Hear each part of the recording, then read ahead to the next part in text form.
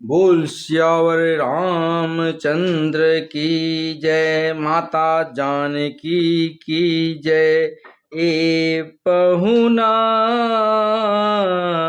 यही मिथिले में रहूना।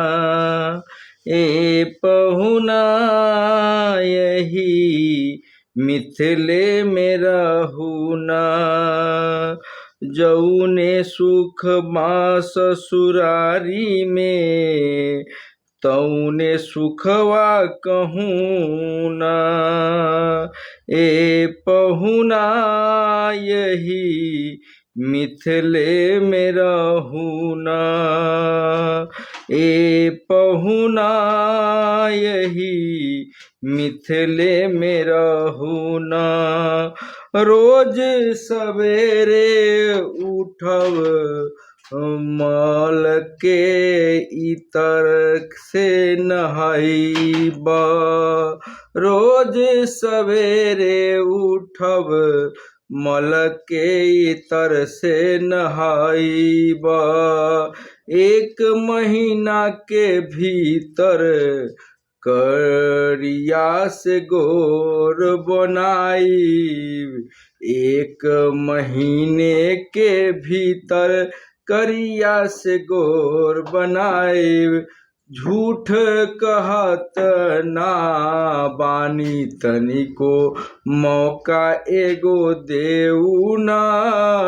झूठ कहत ना बानी तनिको मौका एगो देऊ ना। ए पहुना यही मिथिले में रहूना। ए पहुना यही मिथिले में रहूना। नित नवीन मन भावन व्यंजन पर सब कंचन थारी।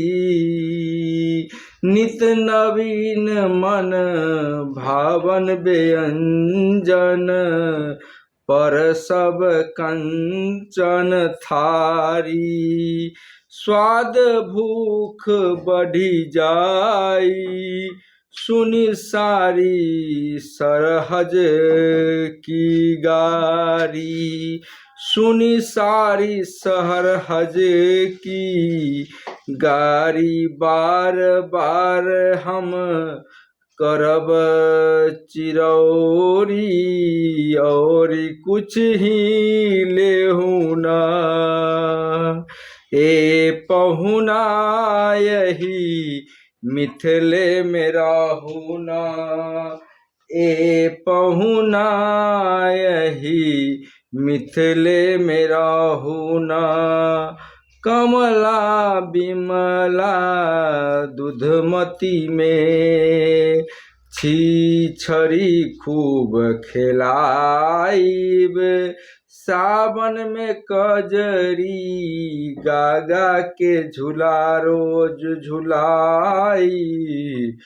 पवन देव से करब निहोरा हौले हौले बहुना। ए पहुना यही मिथिले में रहूना। ए पहुना यही मिथिले में रहूना। हमरे निहोरा रघुनंदन से माने या ना माने पर ससुरारी के नाते परताप को आपन जाने। या मिथिले में रही जइयो ना संग अपने रहलेहू ना। ए पहुना यही मिथिले में रहूना। ए पहुना यही मिथिले में रहूना। जो आनंद विदेह नगर में देह नगर में कहूना। ए पहुना यही मिथिले में रहूना ए पहुना यही मिथिले में रहूना जो आनंद विदेह नगर में पहुना।